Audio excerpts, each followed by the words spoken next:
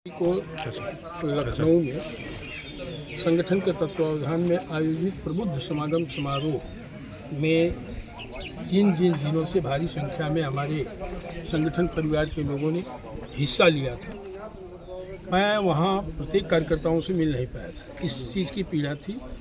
उस क्रम में मैं उत्तर प्रदेश के सभी जिलों में मैं अपने संगठनात्मक परिवार के सदस्यों से जिनसे मैं नहीं मिल पाया, उनका मिल करके उत्साहवर्धन और कृतज्ञता व्यक्त किया हूँ। अपने संगठन परिवार के लोगों से उनका सम्मान किया हूँ माल्यार्पण करके। और उसी अभियान के तहत मैं आज जौनपुर ज़िले के सुजिया मऊ में होली मिलन कार्यक्रम संगठन द्वारा रखा गया था, जिसमें आकर के मैं अपने कार्यकर्ताओं के मनोबल को ऊंचा किया। जी, आगे चुनाव है 2027, क्या कहना चाहेंगे इस पर? जो ब्राह्मण हित की बात करेगा वही देश पर राज करेगा, उसी से मेरा साथ रहेगा। इस नारे के तहत प्रत्येक ब्राह्मण गाँव को, विधानसभाओं को चिन्हित करके गाँव में ब्राह्मण विरोधी ताकतों को वोट के लिए प्रवेश न कर पाएँ, होर्डिंग लगा करके और गांव के ब्राह्मण संगठित होकर के उस व्यक्ति का, उस पार्टी का, उस प्रत्याशी का बहिष्कार करेंगे जिन्होंने यूजीसी, दलित एक्ट, जातिगत आरक्षण को प्रश्रय देने का कार्य किया है। उन्हें वोट कतई नसीब नहीं होगा ब्राह्मण का और सवर्णों का।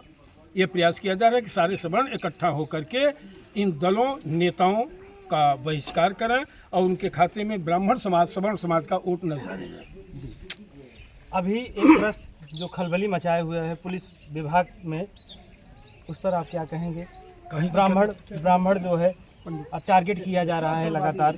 देखिए, चाहे ब्राह्मण अवसरवादी होता है, चाहे फिल्म में पंडित शब्द का उपयोग, जैसे आज उपहास, इन तमाम शब्दों के पीछे उपहास हो रहा है। सरकार से शिकायत करने पर सरकार मौन है, तो मौन स्वीकार लक्षण। एक भारी साजिश के तहत देश और प्रदेश में ब्राह्मणों का अपमान, तिरस्कार होते आ रहा है, हो रहा है। जानवर की तरह ब्राह्मण काटा गया है, उसके हितों पर कुठाराघात हुआ है।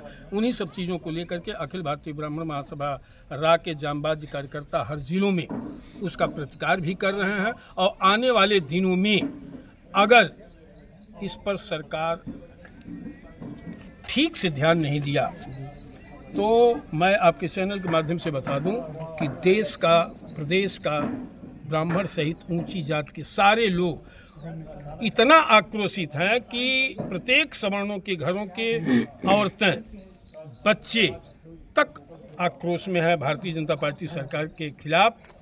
और यह जान ले भाजपा कि जितना भी उत्पीड़न सवर्णों का किया है, ब्राह्मणों का किया है, चक्रवृद्धि ब्याज के साथ 2027 में यह समाज वापस करेगा। सवर्णों को ब्राह्मण की पार्टी कहा जाता है, भाजपा को सवर्ण की पार्टी कहा जाता है, लेकिन क्या ऐसी आन पड़ी कि यूजीसी जैसे बड़े मामले को लाना पड़ा?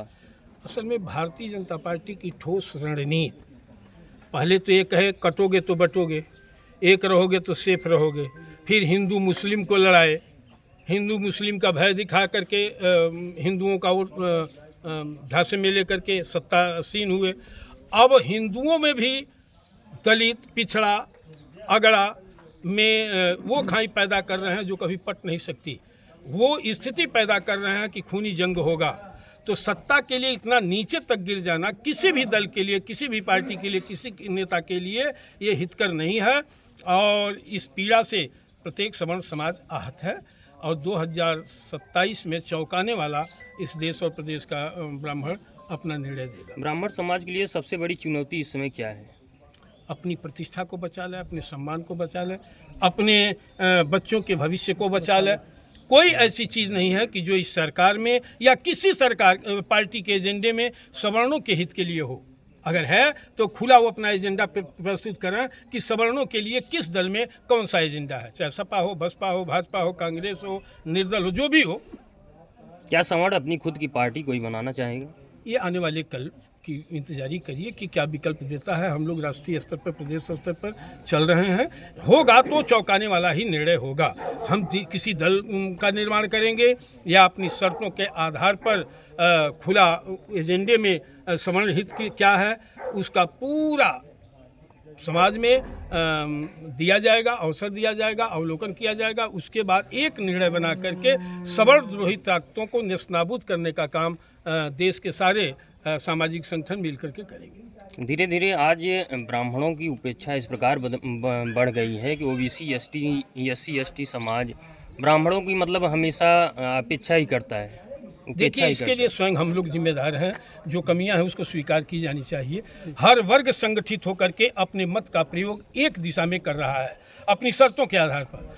हम संगठित नहीं हैं और संगठित न होने के साथ साथ हमारा मत भी संगठित नहीं है।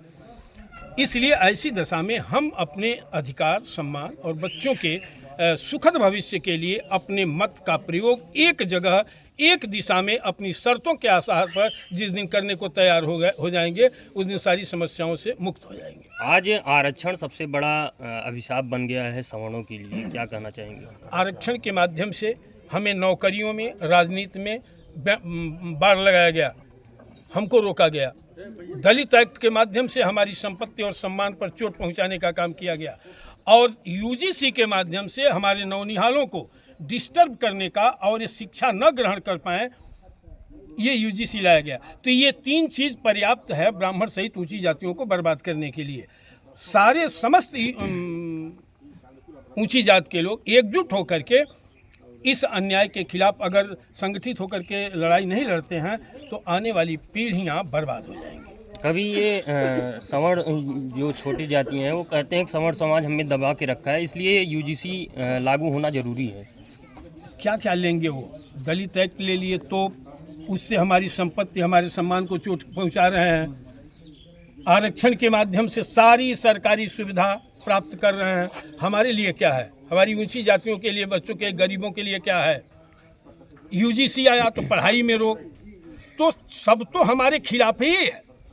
तो ये वोट बैंक की तुष्टिकरण की राजनीति चल रही है देश में, जिसे कतई बर्दाश्त नहीं किया जाएगा और हम लोग सड़कों पर उतर करके अपने अधिकार की लड़ाई लड़ेंगे और सभी ऊंची जात के लोगों का वोट संगठित होकर के एक दिशा में जाए, अपनी शर्तों के आधार पर जाए। इस दिशा में सारे संगठन हम लोग मिलकर के प्रयास कर रहे हैं और एक सही दिशा देने का कार्य सवर्णों को किया जाए। यूजीसी को लेकर जो पार्टी में नेता है वो नहीं कुछ बोल रहे हैं, क्या कहना चाहिए? ये उनकी व्यवस्था है, वो गुलाम है ना।